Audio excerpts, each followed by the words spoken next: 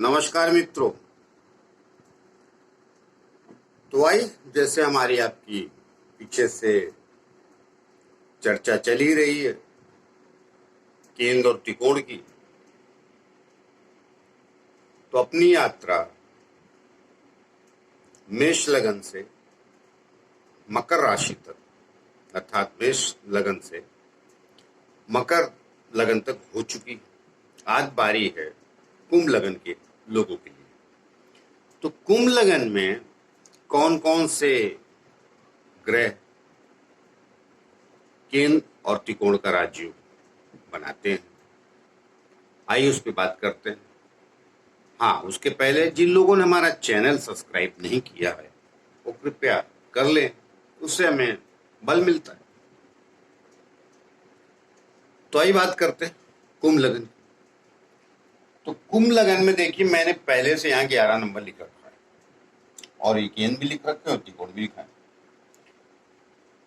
तो ये 12 घर, लेकिन ये पहला घर 11 भरे लिखा है, लेकिन घर पहले ही कुंभ लग्न राशि लिखी। इसका मतलब आप तो 1 2 3 4 5 6 7 8 9 10 11 12, ये 12 घर।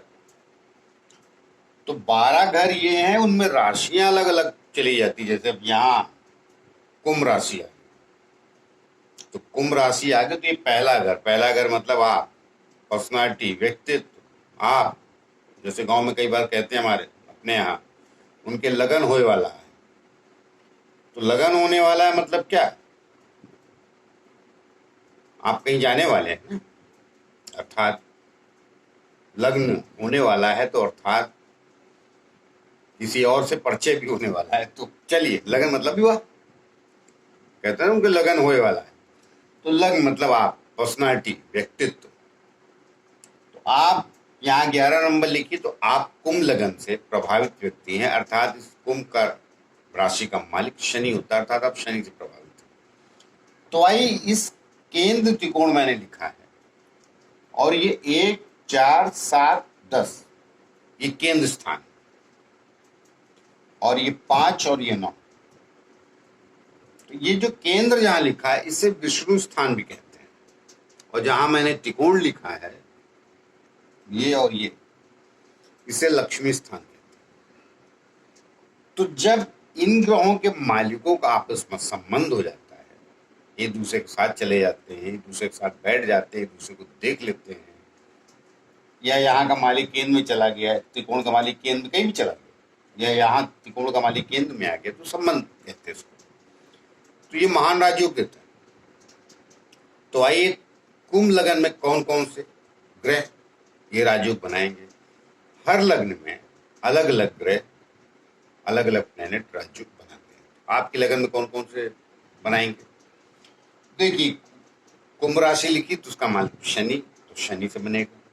यहाँ 2 नंबर लिखा है शुक्र, मतलब वृषभ राशि, तो इसका मालिक शुक्र, शुक्र से बनेगा। यहाँ सिंह लिखा है, सिंह राशि है, ये 5 नंबर लिखा, तो सिंह राशि शनि से बनेगा। मंगल लिखा है, अर्थात मंगल ने लिखा है, वृश्चिक राशि लिखी, इसका मालिक, इसका स्वामी मंगल होता है वृश्चिक राशि, तो मंगल से बनेगा। 3 नंबर लिखा है त्रिकोण में, तो 3 नंबर अर्थात मिथुन राशि, इसका स्वामी बुध होता है, तो बुध से बनेगा। और ये 7 नंबर लिखा है तुला राशि, इसका स्वामी शुक्र, इससे बनेगा। मगर इस लग्न में विशेषता यह है कि एक केंद्र का मालिक वृषभ राशि और ये तुला राशि, इन दोनों का मालिक शुक्र होता है। तो इस लग्न में अगर इनसे संबंध हो जाए किसी भी जगह पे इस शुक्र का, तो ये विशेष राजयोग देता है, क्योंकि पहले से केंद्र और त्रिकोण का मालिक है इसकी राशि, तुला राशि त्रिकोण की और वृषभ राशि केंद्र की, इसका मालिक शुक्र। तो अगर ये कहीं केंद्र त्रिकोण में कहीं बैठ गया तो ये दशा अंतरदशा बड़ा विशेष फल देगा। बाकी भी देंगे मगर इससे कम, शुक्र से। शनि भी देगा, लग्न का मालिक है आपका, और इन्हीं राशियों में बैठ जाए कहीं शनि, तो भी विशेष फल देगा, क्योंकि एक तो शनि का फल ऊपर से शुक्र का, वो करिश्मा करता है। जैसे अमिताभ बच्चन कहीं बैठा था वृषभ राशि में, उनका शनि ही मान था, सारी जिंदगी उनको बचाया, बाकी सब प्लेग बेकार थे। तो आइए आज और बहुत सारे लोग हैं, मैं हर कुंडली पे एकाध का नाम ले लेता हूँ और उनकी कुंडलियां मेरे पास सही भी हैं। तो सलमान खान है, उनका शनि यहाँ बैठे, और भी प्लेट है। क्या होता है कि ये तो एक राजयोग, जितने राजयोग संख्या बढ़ती जाती है, नीच भंग राजयोग, केंद्र त्रिकोण राजयोग, लाभ स्थान का मालिक हो जाए, अब तमाम राजयोग है, मतलब अब उनकी चर्चा करूं तो वीडियो बड़ा लंबा हो जाएगा। आइए आपके ये प्लेनेट बनाएंगे तो अब ये क्या होगा, शनि यहाँ बैठ जाए, शनि यहाँ भी जाएगा तो केंद्र का ये शनि मालिक है तो केंद्र में ही कोई बात नहीं, मगर इनसे जब संबंध हो जाए तो और श्रेष्ठ हो जाता है और करिश्मा हो जाता है। इनका जब संबंध हो जाए केंद्र से, शुक्र यहाँ चला जाए, इधर चला जाए, इधर चला जाए, बुध यहाँ आ जाए कहीं भी केंद्र में, तो कमाल हो जाता है।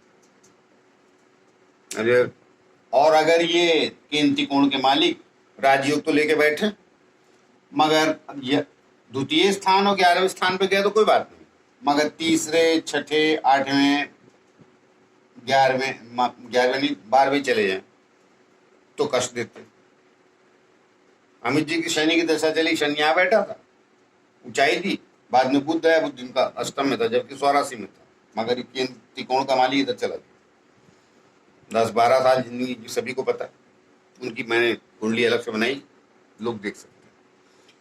तो कहने का तात्पर्य है मेरा कि इन केंद्र त्रिकोण से जब एक दूसरे प्लेनेट का संबंध होगा और ये केंद्र त्रिकोण में बैठ जाए तो उस काल में मनुष्य करिश्मा करता है, कमाल करता है। और मजे की बात यह है कि बहुत सारी कुंडलियों में ये केंद्र त्रिकोण जो पाया जाता है, यदि आपकी भी कुंडली में है तो देखिए, जब उसकी दशा आएगी तो आपका जीवन परिवर्तित जरूर होगा, बदल जाएगा सब कुछ। कई बार लोग सवाल करते हैं कि सब होगा कैसे, ये सब तो फिर प्लान ही करते, कब कहाँ क्या होता है तो परमात्मा के ही जाने।